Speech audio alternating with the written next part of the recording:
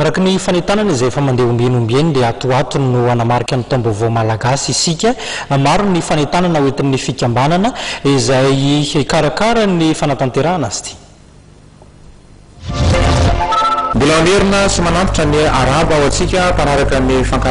fandaharana matevea amin'izao takariva izao. Ampahafantarina isika ary entanina fa ao anatin'ny sehatra fankalazana ny taom-baovao malagasy eny Ambotrabiby dia ny alatsinainy fa 17 ny volana martsa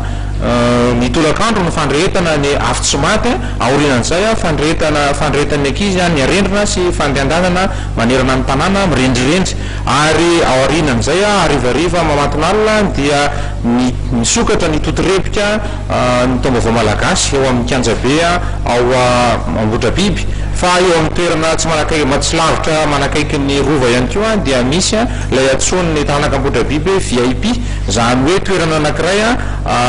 entina manao kalo sy kaly entina mandroaka ny alina sy mitsena ihany koa ny taom-baovao malagasy miaraka amin'ny tarika solanga sy ny tariny sy ny tarika koliberaka dia tongava manasantsika rehetra tsy misy vidibidirana fa dia ny fiarahantsika mientana no zava-dehibe miarasika tompo lasy tompo vavy.